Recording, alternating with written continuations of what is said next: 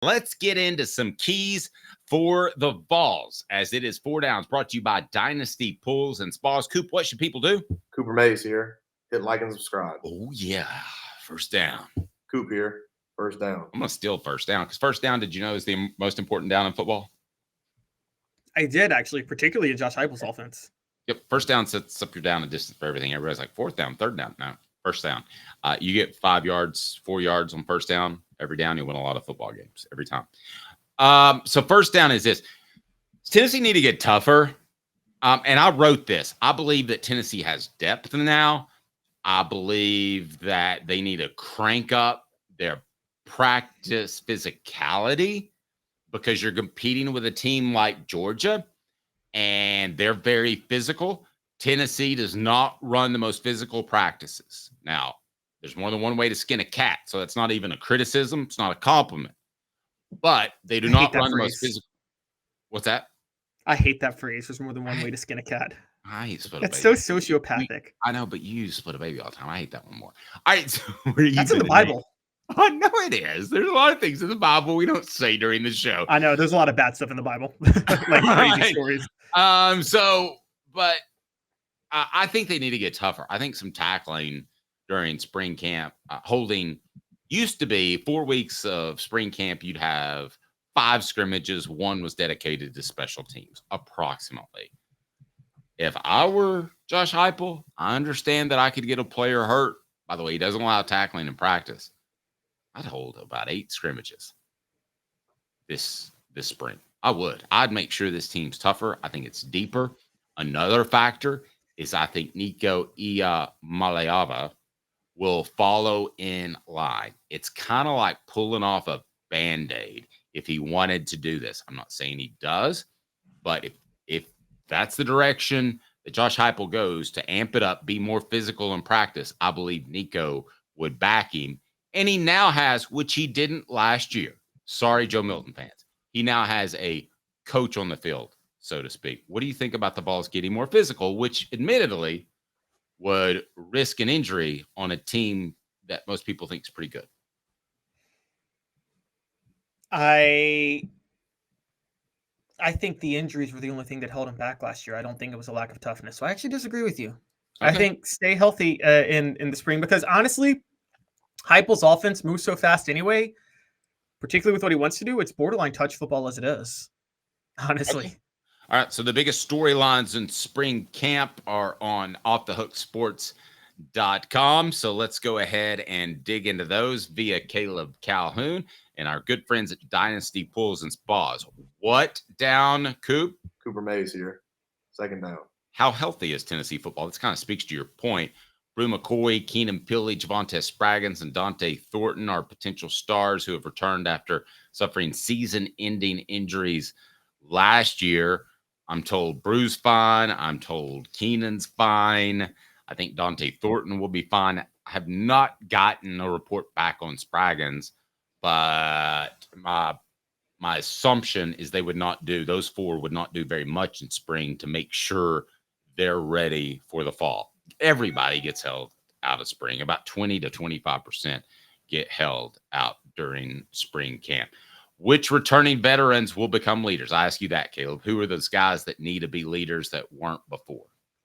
So we know Amari Thomas and Cooper Mays. Those are the leaders of this team right now, right? Absolutely. Like, I bet Amari Thomas will be, I don't know, the last time it happened. And I heard Dylan Sampson over the weekend again, which is weird because you pointed out as a running back. I know. It's weird. But I will be mentioning Dylan Sampson in another way a little bit on this preview. Okay. But I think the other ones, Bryson Eason, Dominic Bailey have been there for a while. Omar Norman Lott and John Campbell Jr. were 2 transfers who really emerged last year. And then there's the guys returning that we just named, McCoy, Pili, and Spraggins. I think any of them, I think Amari Thomas and Cooper Mays are a lot to go to SEC Media Days. Is that fair? Those are the 2 probably going to SEC Media Days. I don't know who the third one is. That's really my big question, is who's going to be the third. And would it be Pili? Would it be McCoy? Would it be, who do you think, Dave? Well, I know they took Joe Milton because it would look weird last year to not take Joe Milton. They were going to take somebody else, but they want to take They don't have to do that with Nico, though, since Nico's only a sophomore. I don't think so, but you talked about how shallow at times that Josh Heupel can be about numbers and liking. And I've been told that by several people trying to run up the score, get more numbers. He cares. That's the longest streak in Tennessee history that Tennessee scored 40 or more points in a game. He may care to show off Nico. So I agree with you, but I'm not discounting it completely. Fair? Fair enough. And I think you might want to show him off, especially if he thinks he's gone after his junior year. Show him off 2 years the way how Mummy did Tim Couch. Tennessee center Cooper Mays here. Third down. And third down, again, it's on offthehooksports.com as the 5 keys to spring practice, as Caleb has that. 5 storylines, 5 questions. Storylines. Yeah, I don't want to steal Jimmy's thunder. He did the keys. So no. All right. Will any newcomers take over vacant starting roles? Also, the same thing with newcomers on the coaching staff. 2 new coaches. So the newness, who are some guys that need to shrug off the newness and be ready to go as soon as possible? Well, some transfers that are very clear. Jacoby Thomas and Jermon McCoy in the secondary, Lance Hurd on the offensive line, and Chris Brazel at receiver. All these guys could end up being starters. I think Lance Hurd's actually a favorite to start. It's a disappointment if he doesn't start. And then you have a couple freshmen coming in that I think Boo Carter in the secondary, and then at receiver, Mike Matthews and Braylon Staley. I'd be really shocked if about 3 of the guys I just named aren't in the starting lineup next year somewhere. Yep. Okay. Who takes the biggest step forward this spring? Give me some candidates before we both settle on who will be the biggest rising star in spring camp. Give me some candidates. Okay, so there are guys who have shown flashes but haven't reached what we think their potential could be. And in that, including Dylan Sampson, Squirrel White, and Arian Carter. Then there are guys who are massive underachievers to this point and need to take a step forward. And they're both of their names start with our first names are Andre Turrentine and Andre Carrick. And then there are guys who we already know our stars are great, but they might have another level. James Pierce is one. And most obviously is Nico Iamaleava, who I think is already a star. I saw enough in the Citrus Bowl to fully believe in him. To me, he's in the given category that I believe I know what he can do. So same with Pierce. Yeah. Who needs to have the biggest spring camp for the Vols and make a step? Give me 4. I think Arian Carter absolutely needs to let it be known who he is this spring. Is that fair to say? Kind of. I wonder how banged up he is. Listen, if you have a hangnail, they'll hold you out of spring camp. So that's true. He had the bad shoulder last year, but if healthy, absolutely. Okay.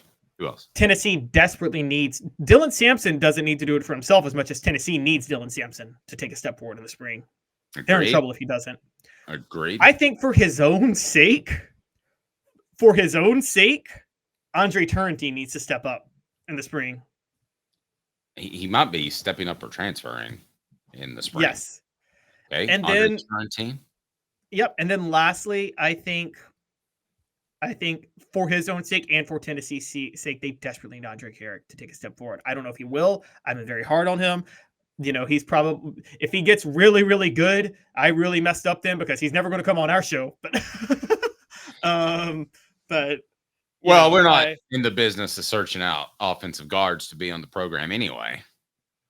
No, unless you're a center and you have a local tie and you're really good on podcasts like Cooper. But as far as guards, we got some star power for this upcoming fall coming to the show. So we're looking forward to that. So take part in the new poll question. I just reset. Who will/needs to have the biggest spring camp for the Vols? Arian Carter, Dylan Sampson, Andre Turrentine, Andre Carrick.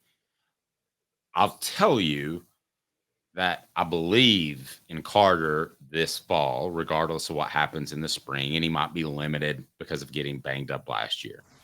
I'll tell you that I like Dylan Sampson a little bit more overall than I think you do, because I've been told he's a leader and he was better in pass protection grades than you and I thought last year. I'm surprised he hasn't been a big factor yet. And if he's not a guy that gets 15 good touches this fall, then you and I were right in questioning him earlier. Andre Turrentine, the cornerback out of Ohio State, he's going to hit his third school in 2.5 years if he doesn't hit a big spring. I'm not saying they'll tell him to leave, but goodness gracious, you go through 2 full years, you would like to expect to be playing. Andre Keurig is another one. I think he will play well. I think he's slated to be the starting left guard. Out of that group, I'm going to rate him in my confidence level, and I'm not going to factor in whether or not he does anything in spring. My confidence level that they'll have a great fall would be Carter number 1, Sampson 2, Keurig 3, Turrentine 4. How about you? Carter 1, Sampson 2, Keurig. Wow, you have Keurig over Turrentine. I struggled with it, if that helps. Before we get your answer, let's remind everybody that 4 Downs is brought to you by Dynasty Pools and Spas. Having the best spas made right here in the United States of America in your backyard. Dynasty Pools and Spas. Their showroom is open in Athens, right off the interstate.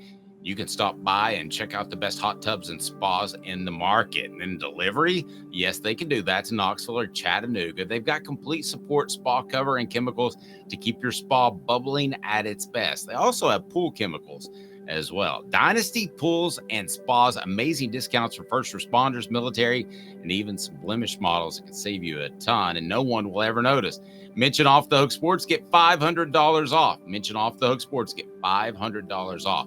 Dynasty Pools and Spas. Go to dynastypoolsandspas.com or stop by that showroom in Athens. dynastypoolsandspas.com. Dynasty Pools and Spas. All right, who are you taking to have a good spring, a good 2024? Keurig or Turrentine? And would you have the same ranking of Arian Carter, Dylan Sampson, and those 2 that I had? Yes, I would actually. I agree with you on that. By the way, do we leave Squirrel White out? Does he need a good spring? Not as much as the other guys. Different level. Okay. I would say Keurig because Tennessee needs Keurig more. And Turrentine at least showed flashes, but when Turrentine showed flashes, it was against Iowa in the Citrus Bowl. And does that even count? Yeah, I know. And Keurig got in the game because players in front of him that weren't very good were hurt. So there's there's the 2 very non-ringing endorsements about those 2 players. I'm dead serious. Do you think me or you could have started in the secondary and still held Iowa to 0 points for Tennessee in the Citrus Bowl if the other 10 guys were there? No. Talking to a guy who's sore from walking too much, so I don't want to be involved in that. If I'm allowed to run straight off the field and it's basically 11 against 10, yeah. But I don't even like put myself in that possible. I mean, is that the worst Power 5 offense you've ever seen? Passing offense you've ever seen in your life? There's no question. I mean, to have success. I mean, I've seen worse that were awful.